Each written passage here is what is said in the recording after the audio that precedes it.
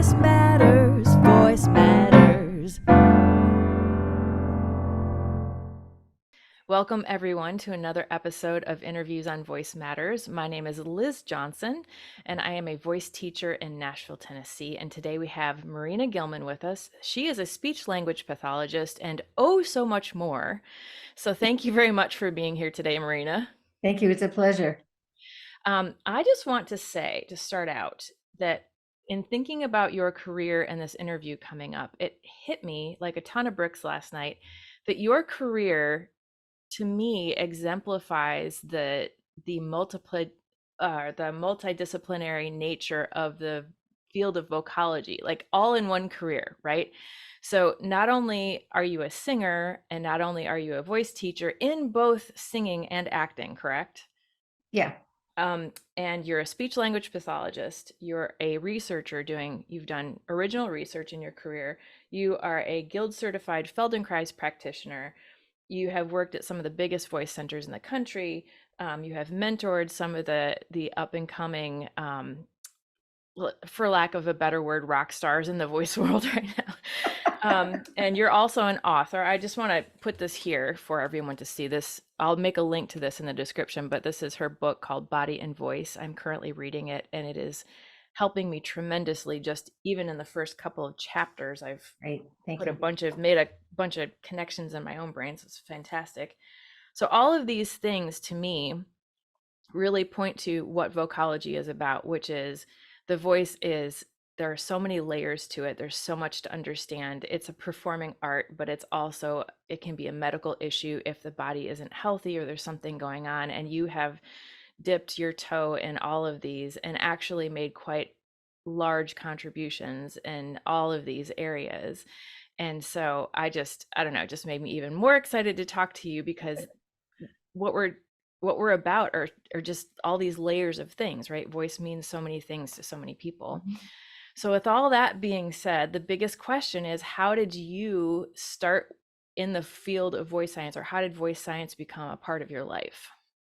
Well, I think that I really need to kind of contextualize it all and sort of start at the beginning, which is that I always had this inner urge to sing, but I was in a household with my father, who was very, very noise sensitive. And as I was approaching high school, and particularly when I started taking singing lessons, I was already a flute player. I started playing flute in elementary school, and then, went on. But so there was this inner voice said, you really have to sing. But, my father decided, he quit his job and he became a freelance architectural critic for the Washington Post, and so was working at home. Now, the house was not that big, and my bedroom was here, and his office was right underneath, right? Sort of, he wasn't, I wasn't on top of him, but I really was, trying not to make noise, because he would get really grumpy if his writing wasn't going well. And so, I sort of tried to practice without practicing. And to be honest, the singing teacher my parents found was, a lovely man, but he was mainly a composer and was kind of in That's Wonderful, Darling school of vocal stuff. So I got to, Indiana University had a summer program for high school kids to come and just, take university courses. And I got put into a voice class, a rock down beginning, you could barely carry a tune voice class. And so that was kind of, I don't know, a shock. But I did it and I enjoyed it. And I ended up going to IU as for my undergraduate, and did a dual major in music and languages. Basically because they wouldn't have accepted me in the Bachelor of Music program at that point. But I worked really hard. I had a wonderful teacher, Roy Samuelson, who I just adored. And so by the time that I finished my undergraduate and then spent a year in Cleveland, I was working with, oh dear, I've forgotten his name. I'll send it to you later. You can put it in. Okay. And who was also, very wonderful, but he was very rigid in his, in his teaching. And that, while I learned a lot from him and I made a huge amount of progress, it didn't help my inhibitions, my inner inhibitions. And during that Cleveland year, I met my husband and we moved to Ithaca and spent then the next 26 years at Cornell. Oh, And wow. I auditioned for the opera thinking they would put me in a chorus, and lo and behold, they put me in a leading role. And I thought, oh, what's this all about? Right. Wow. So yeah, and that was kind of, that was really kind of cool. And the other thing that came out of that is that a colleague of mine Carol McCamus, who still teaches, or I think she's retired from Ithaca College, started doing Feldenkrais work. And when when she'd kind of bumbled on it and got herself into a training. And so, between segments, you go home and you need to practice and you need warm bodies to practice on. And I was really intrigued with this. And it began to kind of break the ice for me and to give me some more insight and intuition. So in 1990, 91, my husband was here in Washington at the National Library of Medicine, doing a research fellowship. And I stumbled on a master class or weekend workshop by Kelly Russell, who is a practitioner from the Baltimore area. And I went in, and it was advertised as being for yoga teachers, but I just showed up and didn't know anything about yoga at the time, but didn't really matter. And over the 2.5 days of the workshop, I got up Monday morning and I started to practice, and it was like, whoa, what just happened? All of this stuff, my problem had always been breathing and breath control. And so, man, I could spin out phrases. I was working with Louise McClellan Urban at the time at the University of Maryland, working on Wolflieder for the year, which was just terrifically fun. And I just, all of a sudden I could spin out these phrases. And I came into lessons with her and she said, wow, you're holding out longer than I can. And, I still can't do it because I haven't, especially now, I haven't done much singing in a while. But that was really, and so I said, I have to learn. So I reached out to Carol McCamus when I got back to Ithaca, and I said, I have to learn this. And as it happened, there was a training starting in Montreal the following spring that I was able to get into. So, and the Feldenkrais trainings are 4 years, usually divided into 3 or so segments. It's 80 hours, it's 800 hours total. So 200 hours a year. So it's pretty intensive, Wow. but it's spread out, and it fit into my then schedule. And that was really wonderful. And my goal was to try and bring that work into this.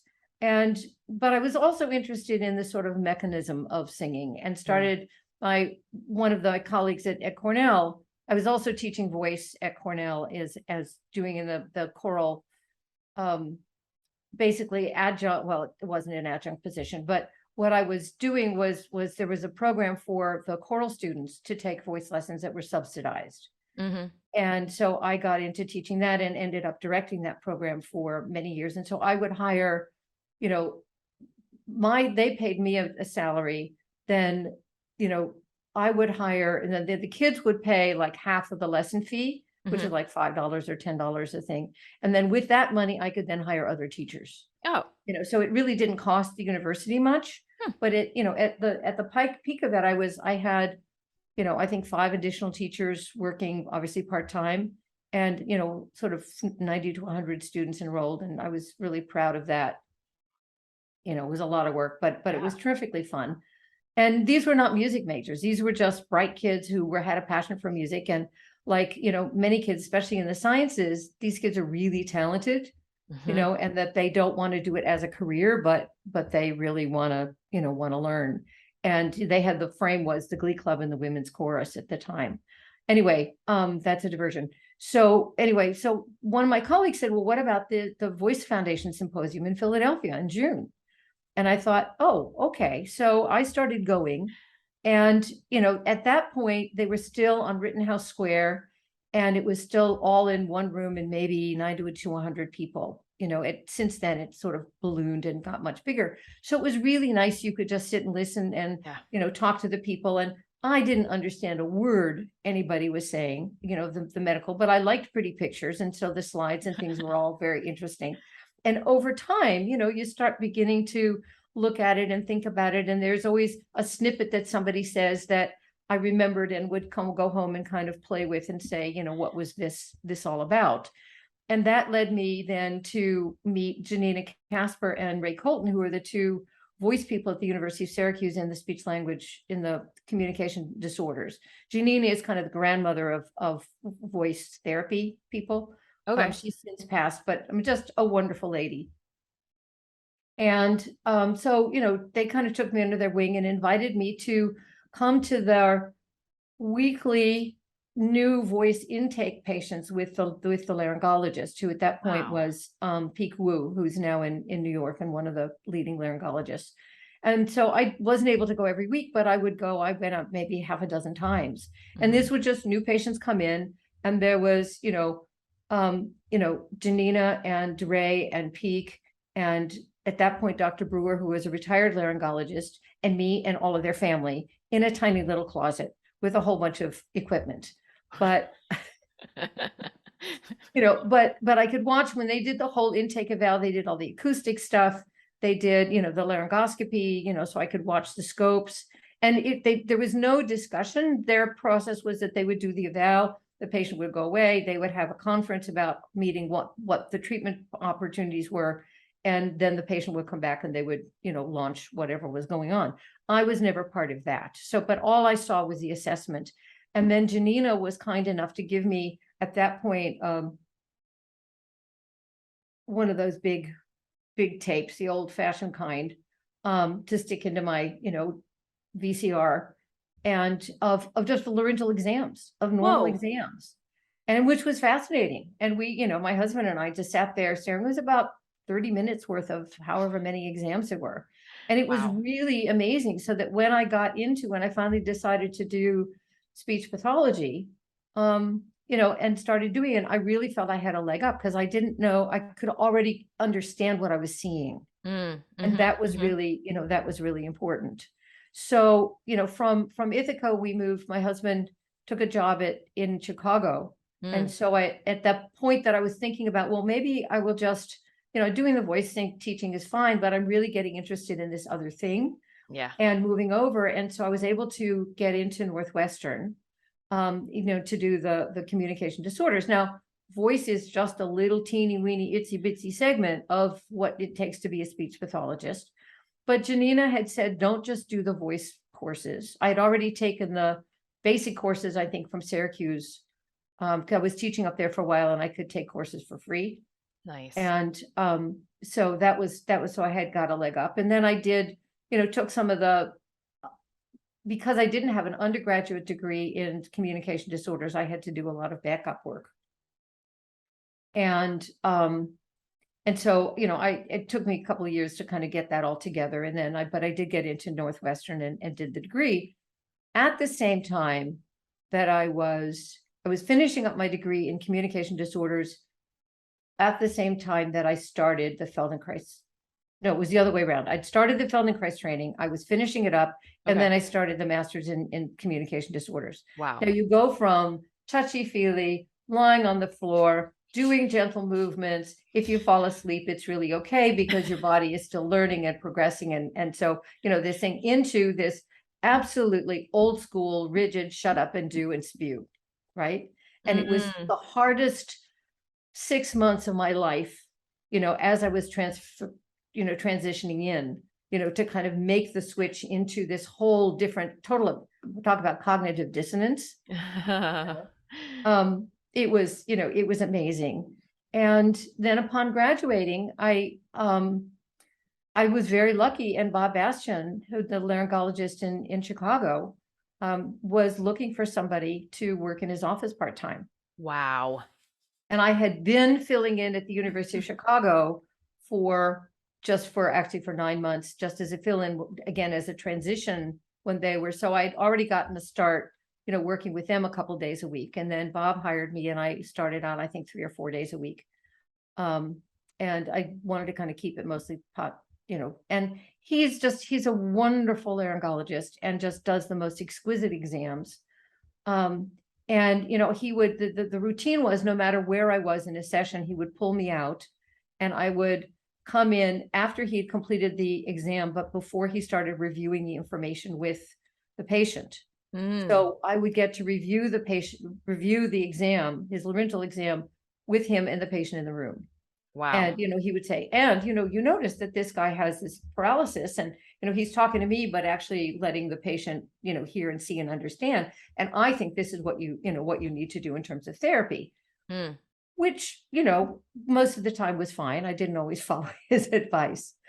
So, that's where I got launched. And then when we moved to Atlanta, my husband got a job in Emory. Mm.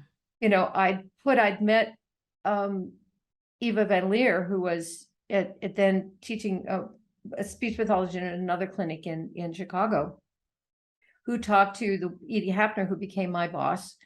And Edie then reached out to me and said, I hear from a little birdie that you might be coming, and we want to come and interview you.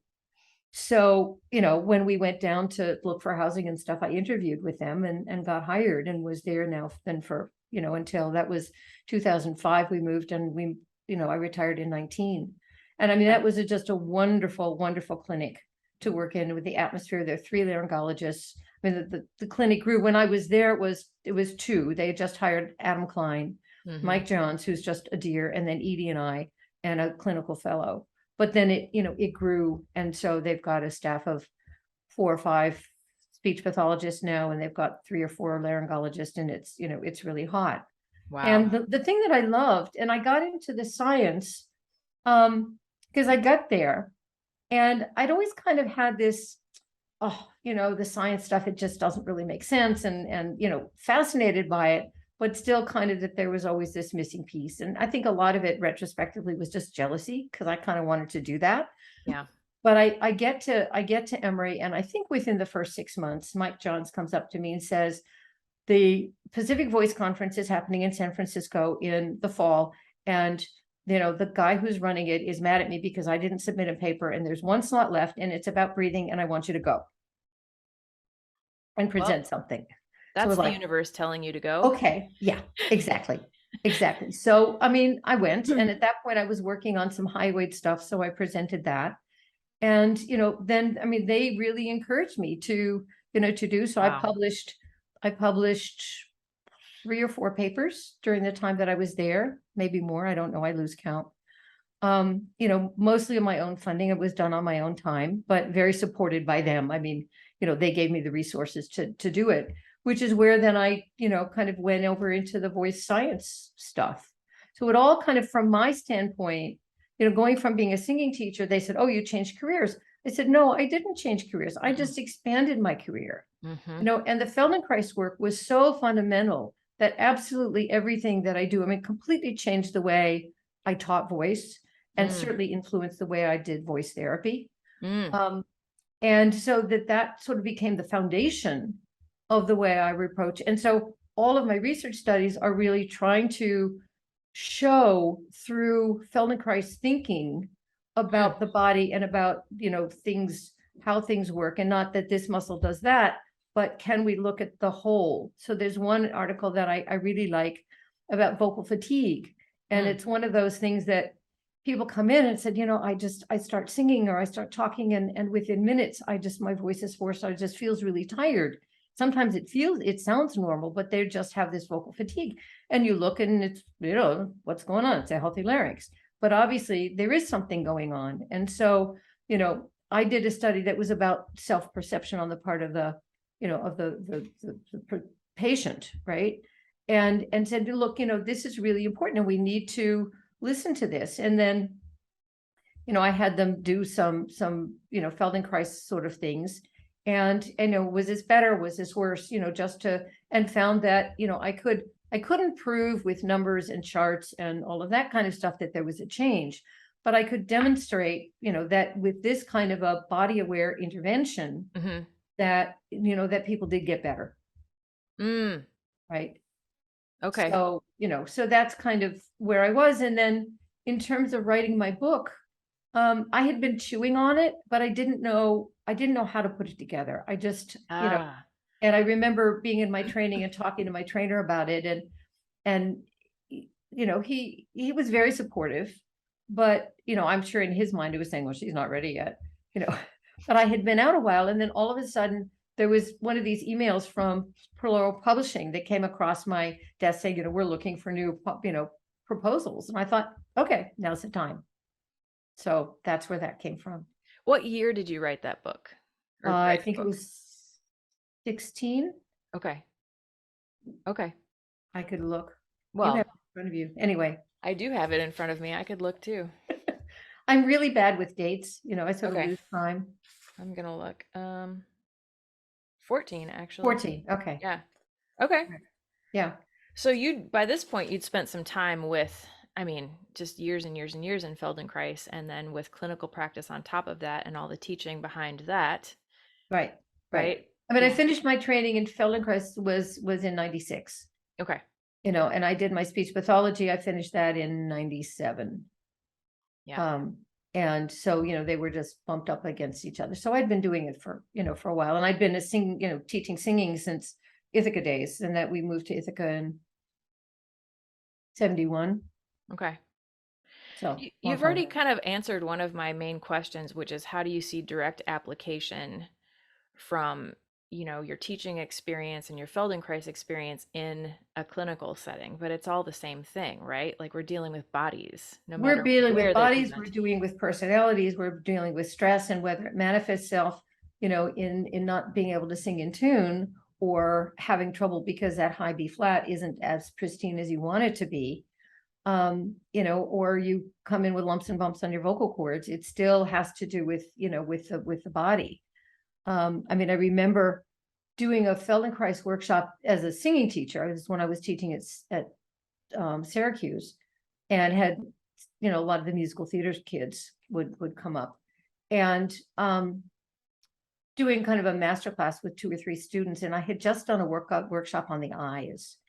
All I had them do, because I was taught, if you're nervous, which I was, and I'm one of these people that doesn't get externally nervous, I look really totally calm inside, and teachers never know quite what to do with me, but I'm a basket case, and it goes into catatonic, so that, it's not the nervousness that people can easily say, well, stop doing this or stop doing that, right? Because it's so internal, and I look fine on the outside. Yeah. But so what I had them do, I had them sing a passage, staring, because I was taught to stare at to find a focal point on the wall, over everybody's head, and then look at it. Well, that look at it meant for me, stare at it, right? So I would say find a fixed point on the wall ahead of you and sing X passage. And then I would stop them and I would say, okay, now take in the periphery of the room, just take in your whole environment, and then sing the same thing. And it was transformative, just that. Whoa. Because if you think about it, just find a focal point and just stare at it, and just pay attention to what happens to your breath and what happens to your neck, right? Do you feel how much you're holding? Oh, yeah. Right? And then as soon as you spread. And then if you spread and take in, and just, get that, all of a sudden your breath is free, and it just changes everything.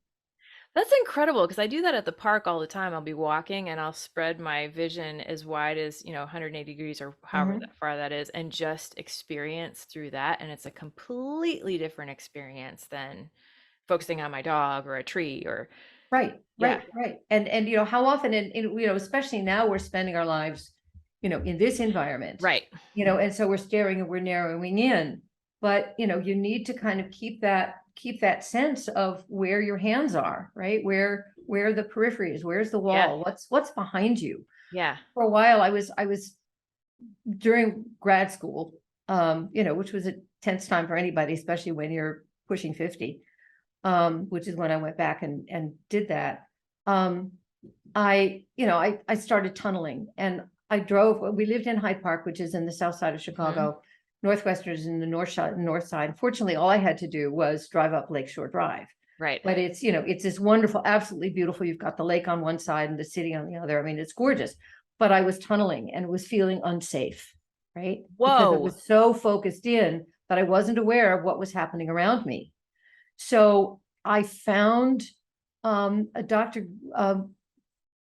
Goodsell, who practiced up in Evanston, which was fine, and started doing, he's a behavioral optometrist, which is Mhm. a breed of people that I really want to multiply because the good ones are really fabulous. And so instead of just giving me glasses, he said, come for, trainings every week, and we'll just work with the eyes, doing different things of getting, and he had people working with them, and he worked mainly with kids who were having reading problems Huh, because they couldn't focus their eyes enough to read, huh. and bouncing around and looking at things, and having to do, it was both physical, and I remember putting on glasses that were prisms, and Mhm. then to walk and balance on a balancing board, right? Whoa. Right, when the world is kind of skewed anyway. But it really made a huge difference in my sense of safety on the road, basically, but also, just being able to function in the world. So, eyes are really, really central. And so, taking in when, and then staring at the conductor, but seeing the whole, Yeah. is just, that alone is just such an important piece. And Feldenkrais has a bunch of lessons that are specific to the eyes. Mm. You just close the eyes, and you're moving up and down and around, Yeah. and Yeah. and then there's another one where he imagines you're supposed to close your eyes and then imagine a ball coming from your nose or going out to, into outer space, and then coming back. So you're doing the same thing. You're broadening and narrowing your vision, but your eyes are Wow. closed, so you're not distracted by what you see, Wow. right?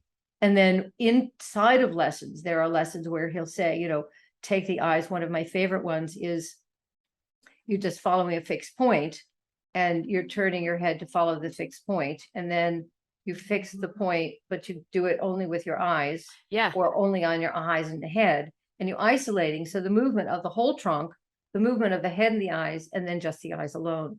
And by the end, instead of being able to go this far, you can do almost 180. Wow. It, Okay, so fascinating that we're talking about this because right before we started talking today, I did an eye exercise to help reset my vagus nerve, which Mhm. is something I've been experimenting. Like I'm very interested in polyvagal theory. I don't know if you, Kind but of heard it's of it, yeah. central nervous system, dealing with the nervous system type of exercises, and all you do is just hold your eyes to one side for 30 seconds to a minute, and then you come back to center, and then so it's a physical ocular movement, Mhm. right? But it helps to bring the central nervous system. You can feel it. It's much more calming. So I was very obviously get very excited around these interview times. So I just did that, and it really in the moment just brought my nervous Right, system into a better state of balance. So right. like this whole eye conversation, like the coincidence happening right now is wonderful, is all I'm trying to say. Yeah, I mean, I really love these kind of moments, where everything just kind of, the synchrony, the world, the universe sort Yeah. of talks to you, and all of this some happens the same. I love it. Yeah. So, but it's going back to singing and working clinically. Again, there's so much. First of all, we all have to understand that the current, at least in the United States, voice therapy came out of a bunch of old guys sitting around, singing teachers at the end of the week, and talking about their students. And Mm, that then branched off, and that speech pathology in this country was started in the I want to say 1920s, okay. the first programs, right? And so the voice therapy part is really embedded a lot in what singing teachers do. Now, Yeah. we've got this whole argument about, whether singing teachers can work with people with nodules. They can if it's under supervision of, but they can't treat nodules. They Agreed. can't diagnose nodules. So only Yes. people that can diagnose are the doctors. I, as a speech pathologist, can say, I think there might be, but I can't say they have it, Yep. right? Yes. So anyway, that's a whole nother debate. Right. But Okay. so a lot of what I brought to the world of speech pathology was my understanding of singing, and what I would do in the studio. And now you've got different kinds of things to deal with. You've got different vocal qualities. You've got, there is a whole world out there that isn't about singers coming in with lumps and bumps. It's, about people with other kinds of things. Right. But the basic techniques, I'm understanding it's still the same mechanism, right? Yeah. I don't take, this out to speak and then put in another one to sing, you know, Right. Right. Right. although some people talk that way. um and so it was easy for me And then a lot of the time when people run into problem, unless it's a bug, unless it's, a disease process Right. that is bacterial, viral, microbial, whatever, there is some behavioral function to, what happened. And then either as a consequence or as a causal or consequence of you're having a hoarse voice or something, you begin to compensate. Yeah. And so dealing with these compensations by talking about, the breathing or having them walk and stand. I mean, I had one lady come in that who was just every time she started to talk when she was standing, she would get hoarse. I think I mentioned this in the book. And Yeah. and she would stand. I don't know if you can see me. Sort of, can you see this? Sort of like this, Yeah. Yeah. Like your right? hips tilted My forward. hips are forward and my shoulders are back. Now, if you Mhm. do that, this tightens, Oh, right? You yeah. tighten up all your abdominal muscles, Yeah. Yeah. right? Even if I overextend, if I overarch, I'm trying to sit up straight and I overcompensate by going a little bit behind myself. You can hear my voice changing just doing that. So Yeah. all we did was have her come forward. So she was balanced on her pelvis. And all of a sudden, her voice changed, Wow. and I remember giving a session with somebody who, working in standing as well as in sitting. You want to work in all positions because that's how we, use our voice. Right. And I said, "Are you locking your knees?" And she was, and she stopped locking her knees, and all of a sudden, transformation. Because if you're locking your knees, you're locking your pelvis, you're locking the abdominal muscles, Yeah. and bingo, this starts to lock up. So and what happens at the level of the feet and the ankles and the pelvis is as important as what happens in this, in this area, Yeah. The you know, whole thing. the whole thing. And I was just at the PAVA, Pan American Vocology Association conference, and they're wonderful papers. And I think Ingo Titze was talking about, something in there, and there were a bunch of the Ken Bozeman and things were talking about how all of these laryngeal structures, or the tongue is. There was a paper about the use of the tongue and how the tongue is connected to, indirectly to the larynx, and this is. But they stop here, Right. right? The Right. dialogue all stops. It's all, this Right. is all interconnected, but they forget that everything that's below is also totally interconnected. Right. And for me, the inhibitions and the result of being so inhibited, as a teenager trying to sing, was so totally embedded in physical attention. Wow. So it's logical in terms of that's why I spent so much time talking about my own background.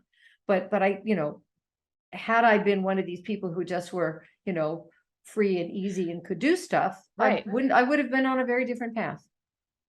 That's full circle right there. Yeah. That's it. And yeah, I love that. Thank you for doing that. That was because that's how our paths unfold, right? Everybody comes from a different set of circumstances, and I find that when you look closely at what you're being given, everything is just there. And Yeah. it's magical because everybody's perspective is just a little bit different in this voice game or whatever in life, right? Right. And it's precious. And so you don't have to go out and try to be something other than what you are and what you've been given to work with. It's Right. And yeah. but how many of our students, listen to X artists and want to Right. sound like X artist, and it's Right. like, honey, that ain't gonna happen.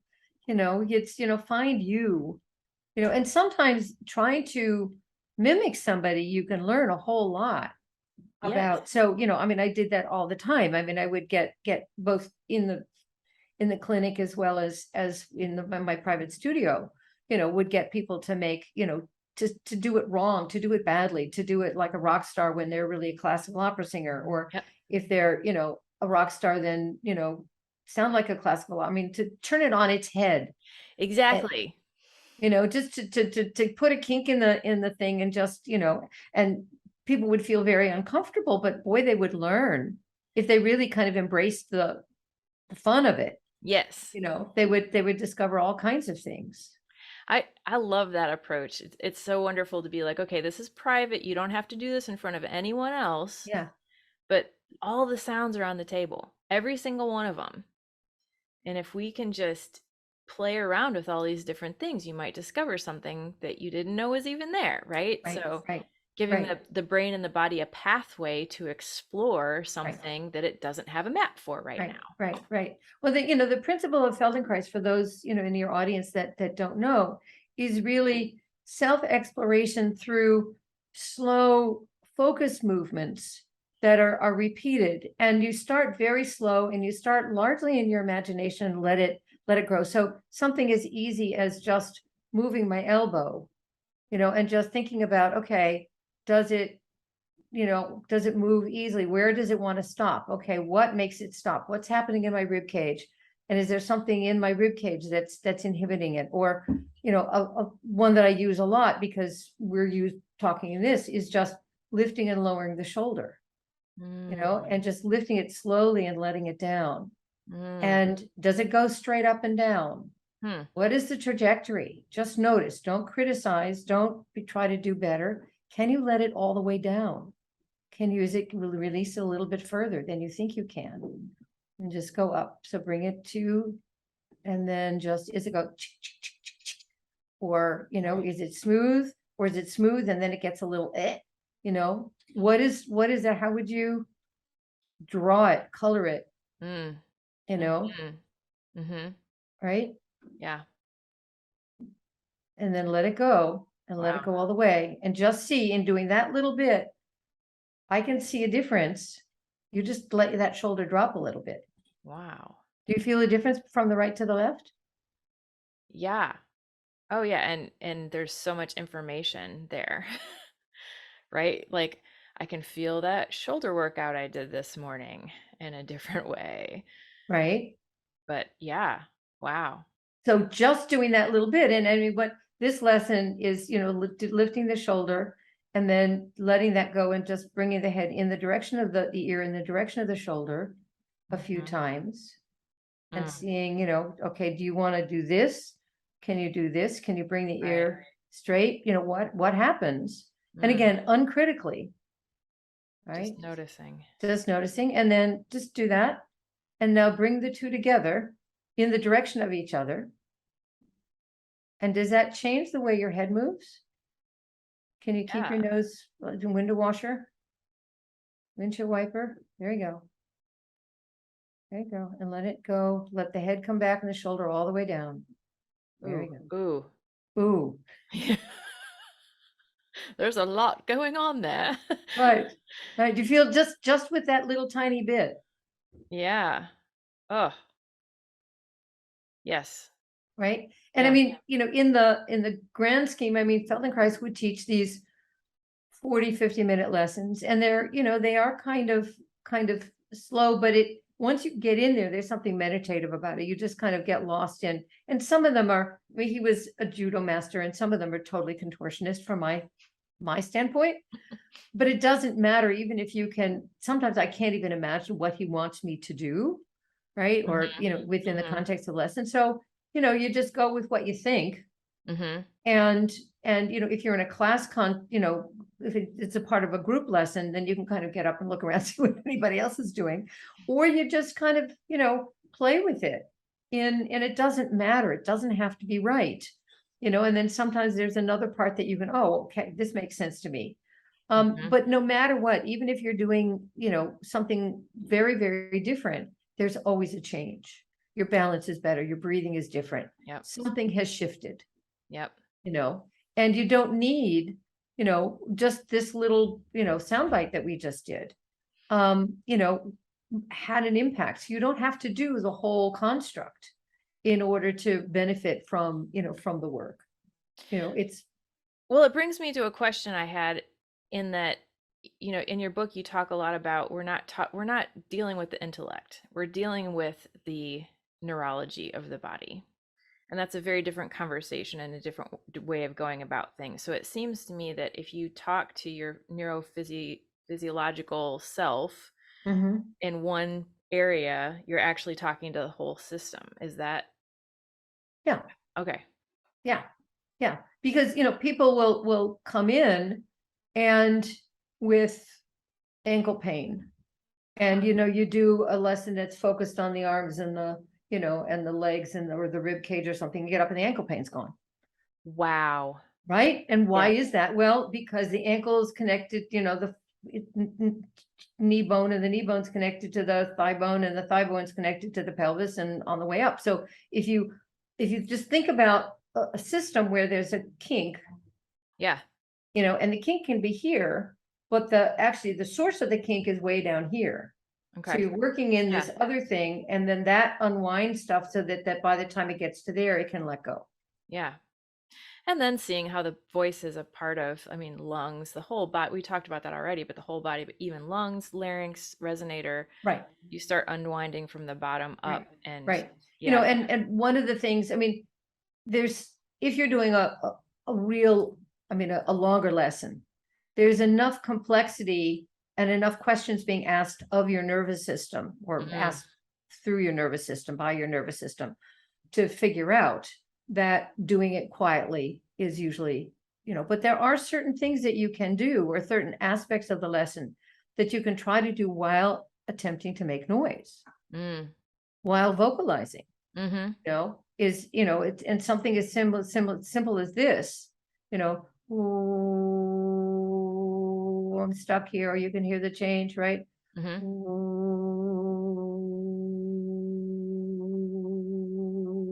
So, you know, a simple movement, you could just hear just doing that. Yeah. You know, and then if you're acting and singing or talking at the same time, obviously then there's the whole movement thing, you know, that gets in the way, or can get in the way, or can enhance. Yeah. Yes.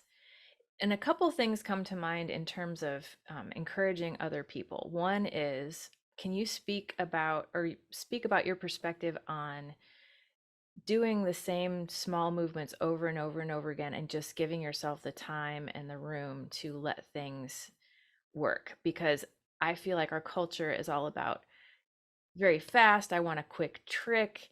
You know, one thing I very explicitly write on my website is, if you're looking for a voice trick, don't come to me, because stuff takes time. We don't want to hear that, because we want things to feel better right now. But what about just taking time with some of these things? And what is your experience for letting the body just settle into its new states or new patterns? Well, I mean, that's kind of the essence of what the Feldenkrais work is all about. Okay. Is that sort of repetitive movement, but it's not 1, 2, 3, 4, 5, 6. Okay, I've done 10 of them. Okay. Yeah. But it's really with this sense of attention without criticism. Right. And so, you know, like what you were just doing with the shoulder. I mean, I gave you verbal cues about some things that you could potentially, you know, focus on. But it didn't matter whether you focused on what I said, or whether you were just kind of observing for yourself in a non-judgmental way. The problem is, we're always thinking about, am I doing it right? Or we have presuppositions about what this feels like, right? Yep. And so that's kind of habituated and therefore normal. Yep. Rather than, you know, let me just find, because habitual, well, little diversion here, you know, people say, well, this is natural. Right? Well, no, and I always say, this is not natural. This is your habituated pattern. It's not the only way to do this, and your body could even find something, but it feels natural because that's what you've always done. You've got accustomed to it, but it's a really habituated, and sometimes habituated in a good way, and sometimes habituated not so good way. But the key here is this, you know, this.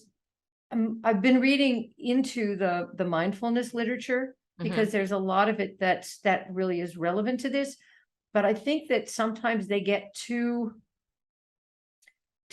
focused on, you know, the ins and outs. Is it internal, external? But it's really, there's a way of learning to listen to your body that just a note and said, oh, that's interesting. Or, oh, wait a minute. Wait a minute. What just happened? Where was it? And often when you have that moment, it's gone.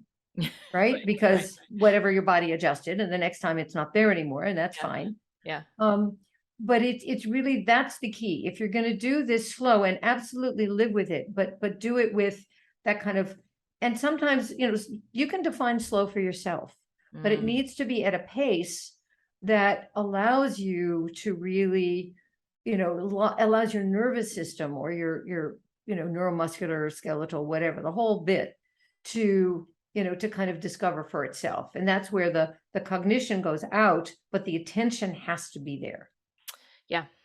And there is a real difference between, if I'm cognitively engaged, then in my way of thinking about it, then I'd be already beginning to say what it should be and have Ah, expectations of what it should be, yeah. rather than exploring and just saying, oh, okay. And it's not an easy thing to learn to do. But if you kind of go Right. with the flow, then it can be incredibly powerful. That's fantastic. One thing I say sometimes to people in this studio is it's just data.